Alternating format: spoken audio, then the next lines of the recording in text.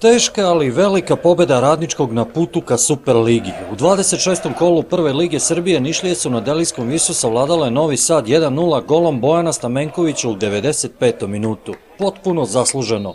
Novi Sad ne samo da nije imao šansu, njegovi fudbaleri su i bukvalno 2 puta šutnuli na gol Radničkog. Bunker je na kraju ipak srušen. No, krenimo redom. Radnički u prvih pola sata slabo igrao, nepovezano, bezidejno, sa malo rešenja u igri. Ipak u 16. minutu možda i sporna situacija nakon što je Pejčić pao u 16-tercu, nije bilo penala. Tek u 30. minutu beležimo prvo uzbuđenje pred golom gostiju. Nakon izvedenog kornera Bojan Stamenković je očešao loptu, Ristić jedva odbranio. A onda je usledilo još 5 uzbuđenja pred golom popularnika Narinaca. U 35. minutu Predrag Stamenković je pronašao Milenkovića, čiji šut je izblokirao Stefan Vučković.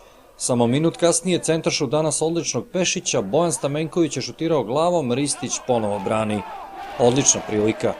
U 39. minutu Aleksandar Jovanović je oprobao šut, ali nije bio precizan. Minut kasnije Pejčić je povukao, Ivan Milenković primio loptu, zatim šutirao, ali isprečila se stativa, tačnije Ristić je ponovo zakačio dovoljno samo za korner. I najzad u 45. minutu Ivan Milenković je pao posle duela sa Mijićem, ali sudija Dragan Krstić iz Beograda nije smatrao da je to prekršaj za najstrožu kaznu, zbog čega je počašćen salvama negodovanja i uvreda sa tribina stadiona Mašinca. U nastavku još žešća ofanziva ka golu gostiju. U 53. minutu Pejčić je lepo zavrnuo, ali je Mančić slabo šutirao. 5 minuta kasnije sjajna akcija Radničkog. Peđa Stamenković je ušao u 16, centrirao, ali je udarac Jovana Jovanovića završio pored gola. U 63. minutu Bojan Đorđević, koji se dobro snalazi na levom beku, sjajno prolazi, ali Mančić okleva i šansa odlazi u nepovrat.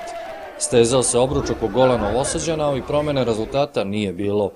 U 75. minutu u sjajnoj prilici našao se Marko Mančić, ali je lopta završila iza gola, iako se mnogima učinilo da je napadač Radničkog pogodio. U 81. minutu Pejčić je centrirao, golman Ristić kratko odbio, Bojan Stamenković je naletao, ali je čuvar mreže Novosađana ponovo bio fenomenalan. Igrao se već 90. minut kada je ponovo u šansi bio Bojan Stamenković, njegov šut završava preko gola.